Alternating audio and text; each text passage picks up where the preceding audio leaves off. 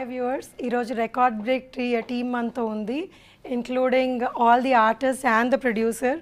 So ఈ cinema producer Chadalavada Srinivasarao గారు.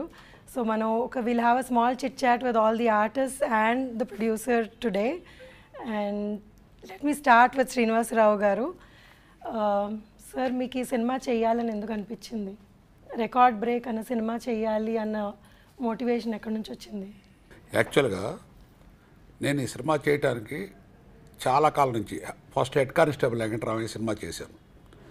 నేను సినిమా షూట్ అయ్యి రీ రికార్డింగ్ అయ్యి బిఫోర్ రిలీజ్ వచ్చేటప్పటికి అందులో బ్లాక్ మనీ ఉండటం సొసైటీకి నష్టం అని అనుకొని ఆ పిక్చర్ చేసినప్పుడు కరెక్ట్గా సెంట్రల్ గవర్నమెంట్ నేను ఎప్పుడో 3 years అనుకున్న ఒక విజన్ని సెంట్రల్ గవర్నమెంట్ అమలు చేశారు. నా పిక్చర్లో నేను ముందే చూపించాను. అది వీళ్ళు నోట్లు బంద్ చేయడానికి ముందు అక్కడి నుంచి నాకు అనిపించింది నా విజన్ కరెక్ట్గానే ఉంది అని. ఆ తర్వాత ఒక 5 years నుంచి నేను ఆలోచిస్తున్నాను. మంచి సబ్జెక్టు, సొసైటీకి ఉపయోగపడాలి, కమర్షియల్గా హిట్ అవ్వాలి, ఈ సినిమా చరిత్రలో నిలిచిపోవాలి. నాకు డబ్బు కన్నా కూడా నా బిజినెస్ చేసే టైం నాకు చాలా వాల్యూ. నాకు సినిమా వల్ల వచ్చేదానికన్నా నేను విడిగా దీనికన్నా కొన్ని రెట్లు ఎక్కువ సంపాదించుకోగలను డబ్బుగా. కానీ మనం ఒక పని చేసేటప్పుడు కలకాలం గుర్తుంటూ ఎప్పటికీ మనకే కాదు, ఒక సొసైటీలో ఒక మంచి సినిమా తీశారనే పేరు రావటానికి దాదాపు ఈ సినిమా మీద నేను రాత్రింబవళ్ళు 5 సంవత్సరాలు కృషి చేసి నిర్మించడం జరిగింది. ఈవెన్ ఇవాళ కూడా ఎక్కడన్నా రీ రికార్డింగ్లో కానీ ఎఫెక్ట్లో కానీ నాకు అనుకున్న సౌండ్ అనుకున్న రేంజ్లో రాకపోతే ఇప్పుడు కూడా నేను ప్రసాద్ ల్యాబ్లో మళ్ళీ ఆ సౌండ్ కోసం పొద్దున్న సాయంకాలంగా ట్రై చేసి అది పూర్తి చేయించుకున్నాను. అంటే నేను రేపు ఈ సినిమా 8వ తారీఖు తర్వాత ఒక గొప్ప చిత్రాన్ని భారతదేశం తరపున ప్రపంచానికి చూపిస్తారు ఈ పిక్చరు. అందుకే ఈ సినిమా తీసా. మీ ఇంతకుముందు సినిమాలు అన్నీ లవ్ స్టోరీస్ అలాంటివి చాలా ఎక్కువ ఉన్నాయి. సో ఈ సినిమాలో అసలు ఆ లవ్ ట్రాకే లేదు. సో మీరు ఏమనుకుంటున్నారంటే ఎలా సినిమా నడిపిద్దామని అనుకుంటున్నారు? యాక్చువల్గా నేను చూసిన సినిమాలు మా ఊర్లో ఎవరు చూడలేదు. చిన్నప్పటి నుంచి నాకు సినిమా అంటే ప్రాణం. సినిమా చూడంగా ఆల్మోస్ట్ నిద్రపోయే రోజు అంటూ ఉండేది కాదు. సినిమా ఆడియన్స్ ఎక్కడ చప్పట్లు కొడతారు, ఎక్కడ రిసీవ్ చేసుకుంటారు, ఏ పాయింట్ని ఎక్కువ కాన్సన్ట్రేషన్ చేస్తారు, వాళ్ళకి ఏం కావాలి అనేది నాకు ఒక అవగాహన ఉంది. ఉదాహరణకి ఎన్టీ రామారావు గారి కథానాయకుడి సినిమా చూస్తే ఆ సినిమాలో ప్రతి సీన్కి క్లాప్స్ పడతాయి, ఒక్కో చోట కొట్టు అని కూడా అరుస్తారు. అందులో ఒక సీన్ ఉంది, రామారావు అన్నయ్య విలన్ దగ్గర ఉద్యోగం, గుమస్తా ఉద్యోగం. ఆయన పేరు శ్రీనివాసరావు, రామారావు అన్నయ్య. రామారావు పేరు సారథి. ఆ సినిమాలో ఆ విలన్ను వాళ్ళ అన్నయ్యకి ఆయన ఏం చెప్పినా చాలా బాగుంటుంది. కానీ రామారావు సారథి అనే క్యారెక్టర్ రామారావు గారికి అది నచ్చదు. ఆ అన్నయ్య నువ్వు తప్పు మార్గంలో వెళ్తున్నావు, అతన్ని నీ చేత చేయకూడని పనులు చేయించుకుంటాడని. తమ్ముడు మాటని అన్నయ్య విలన్కి ఎదురు తిరిగితే ఆ విలన్ ఇల్లు ఖాళీ చేయించడానికి రౌడీలు పంపించి ఆ ఇల్లు ఖాళీ చేయిస్తారు. అప్పుడు ఆ కుర్చీలని బయట పారేస్తుంటే రామారావు గారు అన్నయ్య గారి కూతురు బాబాయ్ బాబాయ్ ఆ రౌడీని కొట్టు బాబాయ్ అంటది. అనగానే హాలంతా షౌట్స్. అంటే ఒక సీను ఎంత మనకే అనిపిస్తుంది కొట్టు రౌడీలని. అట్లా కథానాయకుడు సినిమా చూసిన తర్వాత మామూలుగా మన సైకిల్ నార్మల్గా తొక్కుతుంటే సినిమా అయిపోయిన తర్వాత భలే స్పీడ్కి వెళ్తాం. ఎందుకంటే ఆ రామారావు క్యారెక్టర్ మనమే రామారావు క్యారెక్టర్ అయితే బాగుంటుందని ఆడియన్స్కే కాదు ప్రతి ఒక్కళ్ళకి కూడా అనిపించింది. ఇవన్నీ దృష్టిలో పెట్టుకొని నేను ఈ సినిమాని ఆ పునాదితో దీన్ని మొలకెత్తిచ్చాను, ఈ రికార్డ్ బ్రేక్ అనే సినిమాని. ఇక్కడి వరకు బాగుంది. మరి మీరు అందరు కొత్త వాళ్ళని పెట్టుకొని అంత రిస్క్ తీసుకొని ఇంత పెద్ద బడ్జెట్ సినిమా చేశారు. సో దాని మీద మీ ఒపీనియన్ ఏంటి? అంటే వీళ్ళందరూ కొత్త వాళ్ళు, వీళ్ళ మీద ఏం నమ్మకం పెట్టుకొని మీరు అంత సినిమా చేశారు? ఈ సబ్జెక్ట్కి ఎంత పెద్ద ఆర్టిస్ట్ వచ్చినా నేను చేసేవాడిని కాదు. ఎందుకంటే ఈచ్ సీను డైలాగ్ నేను చెప్పినట్టే వాళ్ళు చెయ్యాలి. ఎవరు సలహా ఇచ్చినా ఈ సినిమాకి నేను తీసుకునేవాడిని కాదు. కానీ రేపు ఈ చిన్న ఆర్టిస్టులు, ఈ కొత్త ఆర్టిస్టులు ఈ సినిమాకి పెద్ద పిల్లర్స్ కాబోతున్నారు. నేను 100% నేను తీసినందుకు నేను ఎంచుకున్న మార్గం. ఈవెన్ రైటర్ శ్రీనివాస్ కూడా కొత్త అబ్బాయి. అయినా సినిమా చూసిన తర్వాత నాకు అనిపించింది నేను తీసుకున్న నిర్ణయం 100% కరెక్టు. రేపు ప్రజలు గ్యారంటీగా ఈ సినిమాని ఆదరిస్తారని నమ్మకం నాకుంది. ప్రసన్న గారు చేంబర్లో అందరికీ సలహాలు ఇస్తూ ఉంటారు. మీరు ఆయనతో ఎలా చేయించుకున్నారు? అసలు ఆయన మీకు సలహా ఇవ్వకుండా మిమ్మల్ని ఏ ఇబ్బంది పెట్టకుండా చేశారా క్యారెక్టర్? యాక్చువల్గా 1984లో నేను హైదరాబాద్ వచ్చినప్పుడు ఈ ఊర్లో ఒక పెద్ద బిల్డర్ ఉండేవాడు. ఆయన పేరు నేను చెప్పను. ఆయన ఎంత ఇల్లీగల్ కన్స్ట్రక్షను, ఎంత రౌడీజం చేసి ఇన్ఫ్లుయెన్స్ చేసేవాడో నాకు తెలుసు, నేను చూశాను ఆ రోజుల్లో. ఆ క్యారెక్టర్ని ఎంచుకొని అదే రకం మనిషిని చాలామందిని చూశాను, నాకు ఎవరు సెలెక్ట్ కాల. కరెక్ట్గా ప్రసన్న కుమార్ గారు ఆ క్యారెక్టర్కి బయటికేవో చాలా అందంగా చక్కగా ఉంటాడు, లోపల మైండ్ తేనె పూసిన కత్తి. అటువంటి క్యారెక్టర్ ప్రసన్న చేయగలడని నేను తీసుకున్నాను. ఆయన బాగా చేశారు, ఆ క్యారెక్టర్ ఇమిడిపోయాడు. నేను అప్పుడు 84లో చూసిన మనిషి ఇప్పుడు రికార్డ్ బ్రేక్లో చేయబోయే విలను. ఆ బిల్డరు ఈ బిల్డరు ఇద్దరు ఒకటిగానే ఉంటారు. ప్రసన్న గారు, మీ దగ్గరకు వస్తాను ఒక నిమిషం. మీకు ఎప్పుడన్నా అనిపించిందా ఏంటి నా చేత ఇలాంటి క్యారెక్టర్ చేయిస్తున్నారు, అసలు ఇప్పుడు తేనె పూసిన కత్తి అని కూడా అన్నారు. సో మీరు అది చేయగలిగారా?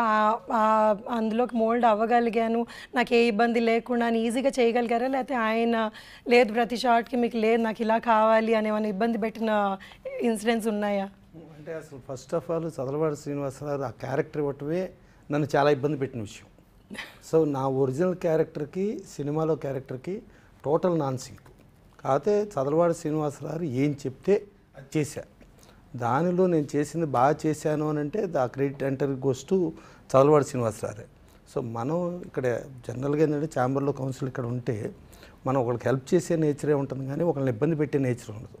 కానీ ఇక్కడ క్యారెక్టర్లో ఒక విలన్ క్యారెక్టర్, ఒక నెగిటివ్ యాంగిల్లో క్యారెక్టర్, దాంతోపాటు ఒక మున్సిపల్ కమిషనర్ యాంగిల్లో మీరు తిట్టే తిట్లు కూడా నేను భరిస్తూ, ఒక విలన్ని భరిస్తూ ఆ భరించేటప్పుడు కూడా లోపల మానసిక సంఘర్షణ అంటాం చూసారా, మనకి ఇంత కర్మ అవసరమా అని చెప్పి అన్నంత రేంజ్లో ఉంది. కానీ ఆ క్యారెక్టర్ డిమాండ్ మేరకు చదలవాడి శ్రీనివాసరావు ఏం చెప్తే అది, ప్లస్ చదలవాడి శ్రీనివాసరావు ప్రతి పిన్ పాయింట్ కూడా ప్రతిదీ పర్ఫెక్ట్గా అబ్జర్వ్ చేసి దాని ప్రకారం ఆయనకి ఏం కావాలన్న దగ్గర కాంప్రమైజ్ అవ్వకుండా కంపల్సరీ ఇచ్చేస్తారు. సో ఆయన ఇక్కడ ఏంటంటే కథనం అనేది మెయిన్ పెట్టుకుని, సో ఇంతమందిని అంటే ఆయన ఎందుకు స్టార్స్ని పెట్టుకోలేదు అని అంటే అక్కడ పాత్ర కనపడాలి. అక్కడ ఒక హీరోనో లేకపోతే ఒక నోటెడ్ టాప్ విలనో అంటే పలానా విలన్ చేశాడో లేకపోతే పలానా టాప్ హీరో చేశాడో ఈ టైప్లో ఉంటుంది. ఇప్పుడు నిహార్ కపూర్ ఆయన పెట్టుకున్న, ఈవెన్ నాగార్జున గారిని పెట్టుకున్న, అక్కడ వాళ్ళ పాత్రలు కనిపించేటట్టుగా ఆయన ప్లాన్ చేసుకుని అన్ని పాత్రల యాంగిల్లోనే చేసుకుంటూ ప్రతి దాంట్లోనూ ఈవెన్ రికార్డింగ్ మిక్సింగ్ చేసేటప్పుడు కూడా పలానా ఏఆర్ రెహమాన్ గారి థియేటర్లో పలానా సౌండ్ ఇంజనీర్ కావాలంట, ఆ సౌండ్ ఇంజనీర్ అని అనుకుంటే దాని తర్వాత మళ్ళీ ఆ సౌండ్ ఇంజనీర్ క్వాలిటీకి ఏమీ తగ్గకుండా ఆల్రెడీ రాధాకృష్ణ గారు ఎన్నో అవార్డ్స్ వచ్చినాయి, అద్భుతమైన ఇంజనీరు. సో ఆయన మిక్సింగ్ పర్ఫెక్ట్గా చేస్తాడని దగ్గరుండి ప్రతిదీ పిన్ టు పిన్ చెక్ చేసుకుని ఇది ఒక ఆయన బ్రెయిన్ చైల్డ్. సార్ ఇప్పుడు ప్రసన్న గారు అన్నారు, ఇది నేను చాలా సెట్లు చాలామంది అనడం కూడా విన్నాను, ఆయన చెప్పినట్టే చెయ్యాలి, ఆయన ఏది చెప్తే మేము అదే చేసాము, మాకు వీ కెనాట్ డూ మన ఓన్గా ఏమి చేయలేము. సో ఇదేమన్నా మీరు ఎవరి సలహా నేను తీసుకోను ఎందుకంటే దీన్ని రెస్పాన్సిబిలిటీ నేనే తీసుకోవాలి అన్నా, లేకపోతే మీ మీద మీకు అంత నమ్మకం ఏమైనా ఉందా? ఎందుకంటే మీ టీంలో అజయ్ కుమార్ గారు, ఆయన మాతృదేవో భవ సినిమా చేశారంటే is a big director and well known director. So ఆయన సలహా కూడా మీరు తీసుకున్నట్టు లేరు. సో మీరు ఎందుకు అంత పర్టికులర్గా నేనే మొత్తం చెయ్యాలి A to Z ప్రతి ఒక్క చిన్న విషయం, ఈవెన్ ఇప్పుడు మన ఎఫెక్ట్స్లో కూడా ఒక చిన్న క్లాప్ సౌండ్ కూడా మీకు నచ్చినట్టు మీరు చేయించుకున్నారు. సో ఏదన్నా రీజన్ ఉందా మీరు ఎవ్వరి మాట నేను వినను నేను ఇలాగే చేస్తాను అనడానికి? యాక్చువల్గా ఇప్పుడు గవర్నమెంట్ ఉంటుంది, ఒక యుద్ధం వస్తుంది, ఒకసారి వాళ్ళు హ్యాండ్ ఓవర్ చేస్తారు ఆ క్యాప్టెన్కో లేకపోతే ఆ జనరల్కో యుద్ధం చేసి చూయించండి అని. ఆ తర్వాత గవర్నమెంట్ మాట వాళ్ళు వినరు, కింద సిపాయిలు చెప్పింది వినరు, క్యాప్టెన్ చెప్పినట్టు వినాల్సింది అది. అట్లానే సినిమా ఇండస్ట్రీలో డైరెక్టర్, ప్రొడ్యూసర్ అనే అతను డబ్బులు పెడతారు, బట్ డైరెక్టర్ అనే అతను ఆ కమాండింగ్ ఉంటేనే అది సక్సెస్ అవ్వటానికి ఎక్కువ అవకాశం ఉంటుంది. డైరెక్టర్ ఇంకొకళ్ళ మాటిని, హీరో మాట లేకపోతే ఇంకోళ్ళ మాట వింటే అది so many cook spoil the food లాగా ఉంటుంది. అందుకని ఎట్టి పరిస్థితుల్లో ఈ సినిమాలో ఎవరి మాట వినలేదు. కాకపోతే నాకు డైరెక్షన్ నేను అంత ఎక్స్పర్ట్ని కాదు. నాలో ఒక భాగమైన మా అజయ్ కుమార్ గారు నేను చేసే వాటిలో ఎక్కడన్నా టెక్నికల్గా మిస్టేక్ ఉంటే ఆయన ఒప్పుకునేవాడు కాదు. నాకు ఆయన సపోర్టు 99% ఈ పిక్చర్ బాగా రావడానికి ఉపయోగపడింది. That's nice. సో మీరు మీ కన్విక్షన్తో ఈ సినిమా తీశారు బేసికలీ. సో ఈ సినిమా ఎలా ఉన్నా అంతా రెస్పాన్సిబిలిటీ మీది, క్రెడిట్ ఆఫ్ కోర్స్ చేసిన వాళ్ళకి కూడా ఉంటుంది కొంచెం. But it's very nice sir. అంటే అంత స్ట్రాంగ్గా అందరి చేత చేయించుకోగలగడం అన్నది చాలా కష్టమైన పని. ఎందుకంటే చాలామంది, కొన్నిసార్లు నేను ఇబ్బంది పెట్టిన విషయాలు ఉన్నాయి, కానీ చాలామంది ఇది బాగుండదేమో అని అంటే ఆ చనువుతోనో కానివ్వండి, లేకపోతే వాళ్ళకున్న ఎక్స్పీరియన్స్ కానీ మీకు ఏదైనా వచ్చి చెప్పడం జరిగేది. కానీ బట్ ఇట్స్ నైస్, సినిమా మొత్తం చూశాక ఎవరికన్నా అర్థమవుతుంది ఎందుకు ఆయన మాట వినలేదు, లేకపోతే ఆయన ఎందుకు ఇలాగ. బికాజ్ ఎందుకంటే మీ విజన్ కాబట్టి ఈ సినిమా అంతా మీ విజన్లో, డైరెక్టర్స్ విజన్లో చూడాలి అన్నందుకు ఐ మీన్ మీరు ఇలా చేశారు అన్నది నాకు అర్థమవుతుంది. Very nice. Okay, let me come to the artist Nihar. So is there any incident that you can never forget in the movie and మీరు చేసింది మీకు అబ్బో నేను ఇది మర్చిపోలేను, నేను నా కెరియర్లో నేను ఇలాంటిది చేయలేదు, లేకపోతే ఇది నాకు గుర్తుండిపోతుంది అన్నది? యాక్చువల్గా క్యారెక్టరైజేషనే టోటల్గా అలా ఉండింది. అంటే మామూలుగా నాకు ఫిజికల్ పర్సనాలిటీ చూస్తే మరి విలన్ క్యారెక్టర్స్ ఇలాంటివి వస్తూ ఉంటాయి. బట్ ఇలాంటి యూనిక్ క్యారెక్టరైజేషన్ ప్లస్ ఈ సినిమాలో చాలా నేర్చుకున్నాను నేను. నాకు అది ఒక stepping stone of my not only career but also in life. So అందువల్ల I have to give credit to sir for all that. మీ ఇంతకుముందు అడిగినట్టు you so perfectionist and disciplinarian, అన్నీ పక్కాగా ఉండాలి, కరెక్ట్గా ఉండాలని. So that I have learned and for me that is actually what I take away from it. Disciplinarian అన్న వర్డ్కి నేను ప్రసన్న గారిని అడుగుతాను. సార్, వాట్ డస్ ఈ మీన్ బై డిసిప్లినేరియన్? అంటే ఆయన అనుకుంటే అనుకున్నట్టు. ఇప్పుడు ఆయన ఒక రోజునప్పుడు ఒక షూటింగ్ చేస్తా అంటే జిమ్మి ఆ రోజు అవసరం లేదని అనిపించింది ఒకటి. అలాగే ప్రాపర్ ఫుడ్ పలానా ప్లేస్లో తీసుకురండి ఏదనంటే అది ప్రొడక్షనల్ సరికి తీసుకురాదు. దాంతో ఆయనకి నష్టం వచ్చినా సరే ఆయన డిసిప్లిన్ తప్పేటట్టయితే కాదు అని చెప్పి ప్యాకప్ అన్నారు. ఆ ప్యాకప్ అని అంటే ఏమంటే నేను జిమ్మి వాళ్ళ దగ్గరికి వెళ్తే సరే ఇంతకాలం మాకు ఆయన అవకాశం ఇచ్చారు, సో ఇవాళ ఒక రోజుకి ప్రాబ్లం ఏముంది, అవసరమైతే మేము ప్యాకప్ చెప్పుకొని మేము పైసా తీసుకోకుండా వెళ్ళిపోతామని అనగానే ఆ విషయం ఆయనకి తెలిసి వాళ్ళ తప్పు లేకుండా వాళ్ళు ప్యాకప్ చెప్పుకొని వెళ్ళిపోవటం ఏంటి, నో నేను చేస్తానని చెప్పి, అంటే వాళ్ళు బేటాలకి రాకపోతే అది తప్పు అని చెప్పి ఆయన ఒక పాయింట్ ఆఫ్ వ్యూలో ప్రొడక్షనల్ సరిగ్గా చేయలేదని పాయింట్ ఉండి మళ్ళీ ఇటు కార్మికులు ఇబ్బంది పడుతున్నారనే ఇదిలో మళ్ళీ ఆయన ఆ కార్మికుల కోసం ఆ డిసిప్లిన్ తప్పి ఇమ్మీడియట్ ఆయన షూటింగ్ చేశారు. మార్నింగ్ నుంచి నైట్ వరకు చేశారు. దాదాపు నైట్ ఆ రోజున ఎండ్ ఫైనల్ సీన్లో కూడా ఒక విలన్కి ఇంకొకళ్ళతో పరిచయం అనేది రివీల్ చేస్తూ ఓ బెంచ్ కార్లో వచ్చే ఒక సీన్తో ఫినిష్ చేసి పర్ఫెక్ట్గా మార్నింగ్ నుంచి ఎండ్ వరకు పర్ఫెక్ట్గా చేశారు. డిసిప్లిన్ అనేది ఆయన మైండ్లో ఉంటుంది. డిసిప్లిన్తో పాటు కార్మికుల శ్రేయస్సు అనేది వీళ్ళందరిది కూడా ఇప్పుడు ఆయన మైండ్లో ఉంటుంది.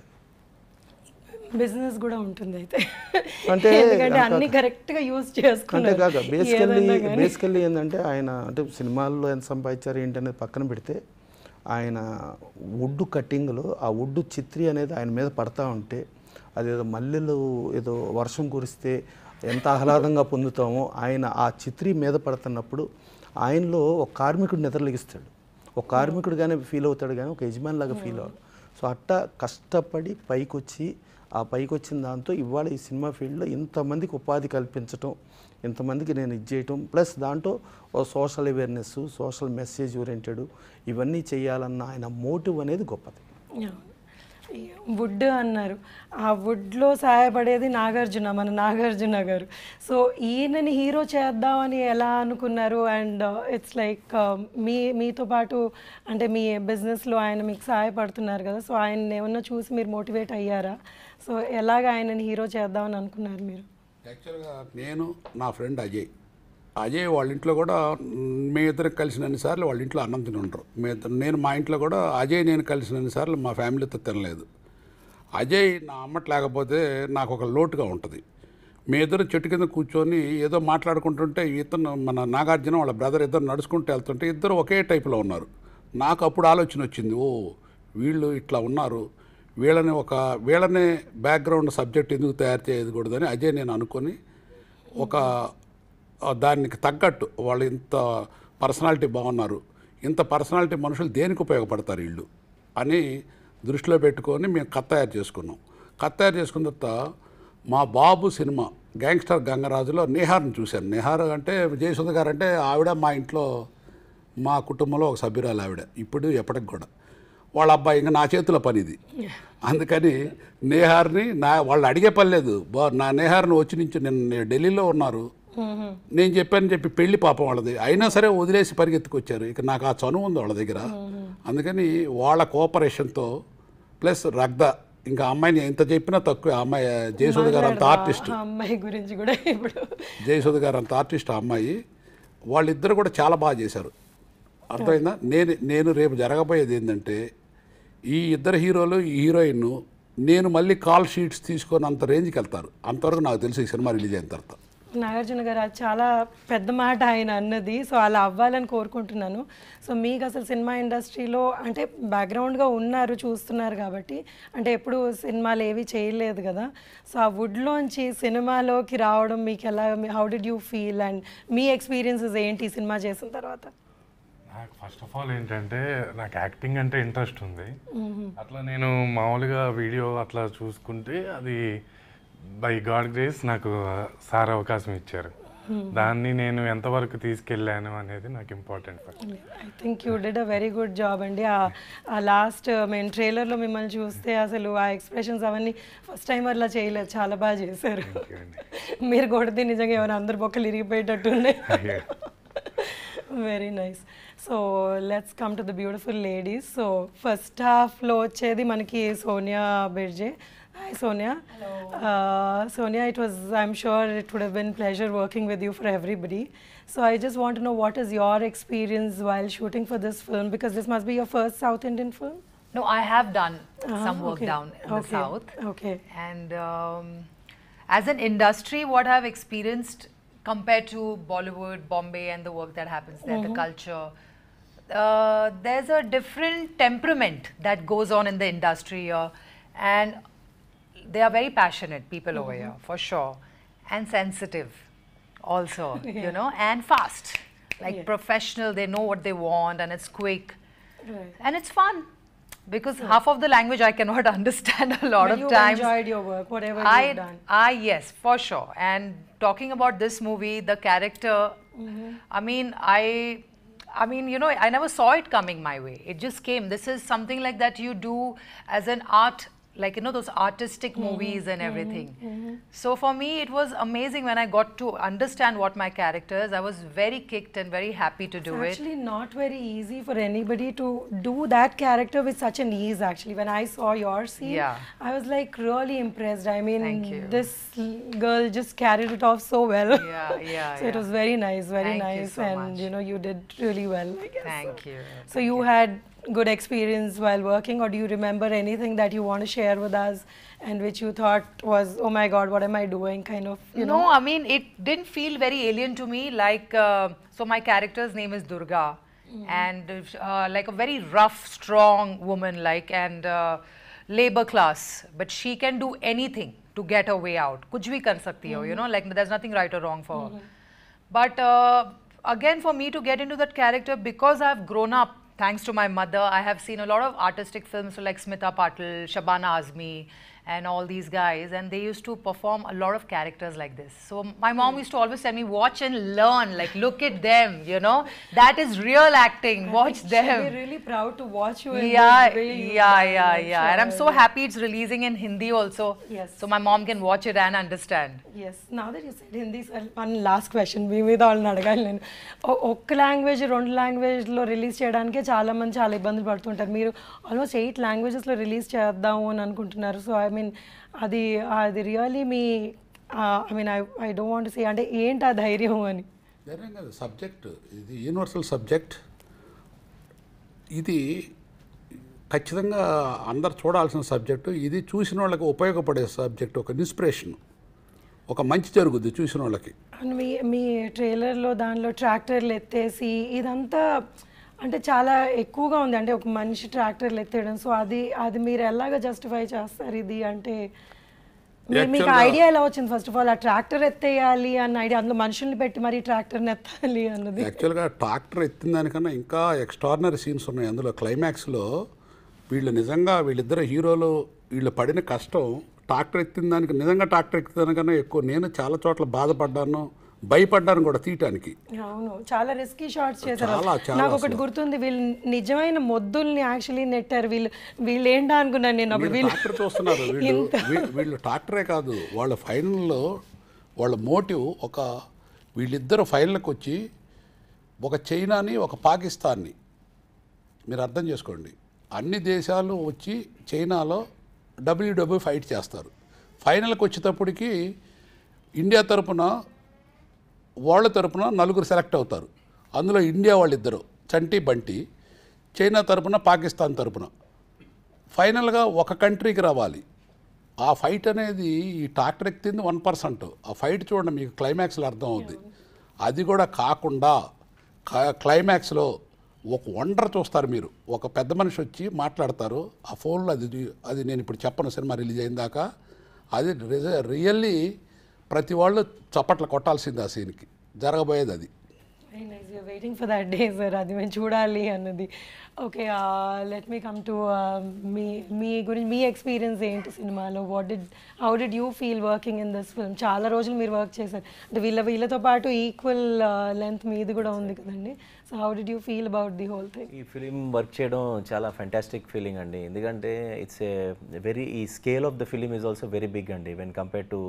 సో మీ క్యారెక్టర్ గురించి చెప్పండి. యా, నా క్యారెక్టర్ గురించి ఏంటంటే అండి, to find out the persons capacity, వాళ్ళ ఎబిలిటీ, ఓకే ఈ లెవెల్లో వాళ్ళు వెళ్ళే స్థాయిలో ఉన్న పొటెన్షియల్ ఉంది అని చెప్పేసి అది కనుక్కునే క్యారెక్టర్ అండి అది. ఎట్లాంటిదంటే ఐఎమ్ లైక్ ఏ శిష్యుడు ఆఫ్ మన చలపతిరావు గారి దగ్గర శిష్యుల్లాగా.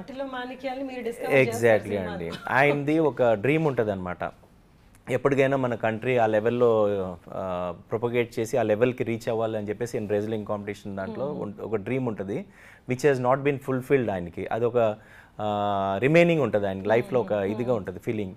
సో అట్లాంటి టైంలో I'll be running this coaching ఇదనమాట. సో ఆయన డ్రీమ్ని ఇచ్చేయడానికి we don't find that sort of persons అనమాట. ఎగ్జాక్ట్లీ అండి. సో ఒక సిచ్యువేషన్ ఎలాగ అరైజ్ అవుతుంది అంటే when the story keeps going, ఒక సిచ్యువేషన్లో ఐ ఫైండ్ అవుట్ అండ్ చెప్తాను అనమాట, సార్ వీళ్ళు చాలా పెద్ద పొటెన్షియల్ ఉంది, వేర్ వీ కెన్ మన డ్రీమ్ కూడా with these people we can achieve. So ఇంకోటి ఏంటంటే when any talented persons in any sports all if you see, వాళ్ళకి కొంచెం టెక్నిక్ దానికి జాయిన్ చేస్తే they will reach a high level. So ఆ technique point of వ్యూలో like giving coaching to them both the persons వాళ్ళ హీరోస్కి. మీరు వీళ్ళని డిస్కవర్ చేసి కోచింగ్ ఇచ్చారు, కానీ యాక్చువల్లీ వీళ్ళని ఆ రింగ్లో దింపింది మన heroine Ragda. So she plays the vital role in the movie. So Ragda, you will have to talk now for yourself. I think I had an amazing time shooting for the movie. It's a beautiful experience. First time I was in Hyderabad and meeting so many new people. It was really nice. I have met so many friends and everyone is so kind here, so nice and sensitive. So it was an amazing experience for me. So sweetly, but you know, in the movie you had like you know a character which could actually mold people like this. I think even in reality I have both the personalities. Okay. Yeah. So it was easy then so for you. Me, it was easy, though people will think it was not easy for me because normally what I look here and on the poster, if you'll see, I'm completely different. Yeah, right. But internally somewhere I am like that, like mentally somewhere I'm very headstrong and all. Though I have this nice side also, but I have a very headstrong, like a strong personality as well. So I could connect to the character somewhere. It's a very intense character and you are playing my mother. For so somebody, you know it, I always feel like the mother. So most of the scenes we had together and you know how intense the character is, right? Yes. So for me the most surprising part was because you're from Mumbai or North India basically, and I knew there were days when you were just asked to just come into the scene and this is what it is and just start acting, but you carried it off so well. I mean, how did you even manage that? Because it's not that easy for somebody who doesn't understand the language. First of all, they're like ratifying the dialogues, and then I'm sorry I'm using that word. They're memorizing the dialogues, but then you could manage to do both very well. So were you like really so focused, or what is it? I mean, or are you like this?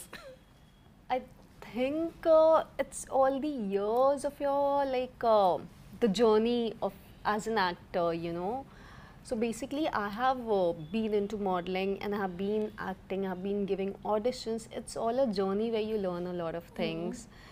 Initially, I had the language problem for sure, and even with the face, like I have this thing where I can't recognize people by face. I get confused. So everyone was similar, same. Like I couldn't even remember the names. But thank God, Nihar, Naga, Arjuna, they all have helped me because they have been translating. You can't think they are similar because nobody can match them. Yeah. But they have been, like translating me. If I'm getting a scene, I'll be like, can you please explain me in Hindi? And So they were tell nice. me. I mean, they were were good very co-stars. supporting, very supportive. Okay, So, that's really nice. You worked as a team. Even on the set, like the camera is ready, the shot is ready, and I'm still confused because of the language. But they used to help me. I'm like, please just explain me, like what exactly the scene You did is. so well. You never look confused in any of the Yeah, because scenes. once I get to know the scene and the gist of it, because normally when I have taken the acting workshops and I've given so many auditions and all, most of the time when you go, and even for the ad industry and all, when you give auditions and all, it's very random. Like they give you the script, you just perform. So I have been so trained with that technique that it was, I think now when I connected, I was used to of that thing maybe. So what you asked, how I did that, maybe it could be because of that. Yeah, see, it's always a learning experience, and knowledge is something which will help you somewhere else. So that's nice. So Ragda, how did you land this role? So as I told you, like I've been into modeling, I've been with an agency, I've been signed up with an agency, and then this other agency also, which I was working with. So the work came to me through them. So I got a call in the morning, and I was out for an audition actually that day. So I told the manager, I'm out for an audition. Let me get back home, and then I can do a conference, like a video conference call. Then I got back, had a small detailing about the project details and all, and it was with Sir and my agency manager and me, and then he was like, yeah, I have auditioned so many people, I want you for this project. He gave me the brief and all. It came when something is meant for you, you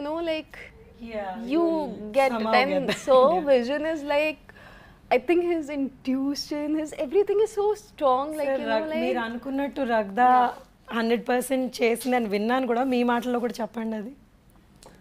యాక్చువల్గా ప్రసాద్ ల్యాబ్లో మేము ఈ cinema నేను అజయ్ ఒక 1000 సార్లు చూసుంటాం. మేము చూసేలా ముక్కలు చూస్తుంటాం, ఒక సీను లేకపోతే ఒక ఎఫెక్ట్స్ ఇట్లా అనుకుంటాం. ముందు ట్రైలర్ తయారు చేద్దాం అని చెప్పి తయారు చేయించాం. సరే తయారు చేయించిన తర్వాత అజయ్కి నాకు నచ్చింది, బాగానే ఉంది అనుకున్నాం. ఒకరోజు ఫైనల్ ప్రోడక్ట్ మేము మామూలు చిన్న దాంట్లో చూస్తాం టీవీలో. ప్రసాద్ ల్యాబ్లో 70mm థియేటర్లో చూద్దామని చెప్పి మేము ఒక ఫస్ట్ షాట్ నేను ఒక్కడనే వెళ్ళాను. వెళ్తే అక్కడ ప్రసాద్ ల్యాబ్లో చాలామంది, ఒక 20 మంది డైరెక్టర్లు, పెద్ద డైరెక్టర్స్, గొప్ప డైరెక్టర్స్, చాలా సినిమాలు తీసిన డైరెక్టర్స్ ఉన్నారు. వాళ్ళు నేను వచ్చానని చెప్పి జస్ట్ కలిస్తే ఒకసారి ట్రైలర్ చూస్తానికి వెళ్తున్నానంటే రండి నేను ఊరికి క్యాజువల్గా పిలిచాను. నేను వాళ్ళని పిలిచిన తర్వాత వాళ్ళు ఆ ట్రైలర్ చూసి, రగ్దా యాక్షన్ చూసి, ఏళ్ళ యాక్షన్ చూసి అయిపోగానే ఆల్ డైరెక్టర్స్ వాళ్ళందరికీ వాళ్ళు నించొని చప్పట్లు కొట్టారు ఈ ట్రైలర్కి. దాన్ని బట్టి నాకు అర్థమైంది ఈ సినిమా వీళ్ళు ఎంత బాగా చేశారు అనేదానికి. ఇంకా దానికి ఒక సీనియర్ యాక్టర్స్ వాళ్ళ ప్రొఫెషన్ వాళ్ళు చేస్తారు, కానీ ఈ క్యారెక్టర్స్లో వీళ్ళు లీనమైపోయి నేను అనుకున్న దానికన్నా బాగా చేశారు. ప్రసన్న గారు, మీరు అంటే సార్ గురించి ఏమైనా చెప్పదలుచుకున్నారా? అదే ఆయన ఒక డెడికేటెడ్గా ఒక అంకిత భావంతో ఆయన పర్ఫెక్ట్గా ఉంటారు, ప్లస్ బాగా డిసిప్లిన్ ఉండాలి. ఎట్ ద సేమ్ టైం ఎవరైనా ఆయన మూలంగా ఇబ్బంది పడుతున్నారో, లేకపోతే ఎవరైనా ఆయన నుంచి సహాయం ఆశిస్తున్నారో, లేకపోతే అది ఆయన ముందే గ్రహించి వాళ్ళందరికీ చేసే ఒక సేవా తత్పరత ఆయనకు బాగా ఎక్కువగా ఉండి ఆయన ఇంకోటి ఏంటంటే బిచ్చగాడు అనే ఒక సినిమా చూసి ఇండస్ట్రీలో అందరూ చూశారు, అందరూ ఇది పనికిరాదు అని వదిలేసారు. ఆ టైంలో ఆయన ఆ బెచ్చగాడిని తీసుకుని వచ్చి దాన్ని రిలీజ్ చేశారు. రిలీజ్ చేస్తే ఫస్ట్ 6 డేస్కి 7th డే ఒక పెద్ద సినిమా వచ్చింది. పెద్ద సినిమా రాగానే ఆ బెచ్చగాడు అన్ని చోట్ల తీశారు.